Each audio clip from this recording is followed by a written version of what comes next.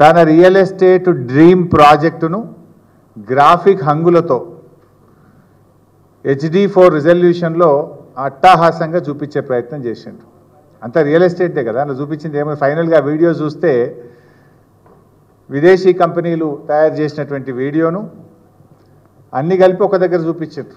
అదేంది AI technology వాడినట్టుంది. Artificial ఇంటెలిజెన్స్ను వాడి మన వివిధ దేశాల్లో న్యూయార్క్ టైమ్ స్క్వేర్లో ఉన్నటువంటి జిలుగులు కానీ వెలుగులు కానీ, సిడ్నీలోని ఒపేరా హౌస్ పక్కన ఉండేటువంటి హైరైజ్ బిల్డింగులు కానీ, లండన్ థేమ్ బ్రిడ్జ్ మీద ఉన్నటువంటి బ్రిడ్జిలను అన్ని కలిపి ఒక దగ్గర వేసి దంచి నూరి AI టెక్నాలజీలో చూపించినట్టుగా కనబడ్డది.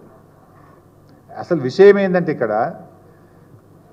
ఆయనే చెప్తున్నాడు, సుందరీకరణ అనే పదమే లేదని, సుందరీకరణ అనేది నేను అననే లేదని మాట్లాడుతున్నాడు. నది పునర్జీవం అంటే ఏంటిది? సజీవంగా గలగలా పారేటువంటి విధంగా నదిని తయారు చేయడం, నదిని పునర్జీవం చేయడము. సుందరీకరణ అంటే ఏంది? హైటెక్లు,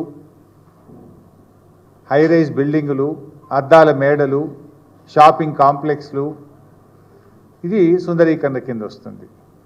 కానీ నిన్నటి వీడియోలో ముఖ్యమంత్రి గారు చూపించినటువంటి వీడియోలో చూస్తే ఏం కనబడ్డాయి?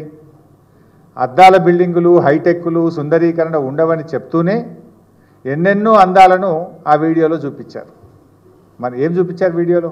ఆయన మాటల్లోనేమో సుందరీకరణ లేదు అన్నాడు, కానీ వీడియో నిండా అంతా సుందరీకరణ, హైటెక్ బిల్డింగ్లే కనబడ్డాయి. అంటే ముఖ్యమంత్రి గారి మాట కరెక్టా? ఆ కాంట్రాక్ట్ తీసుకున్న కంపెనీలు, ఆ కన్సార్షియం చూపించిన వీడియో కరెక్టా?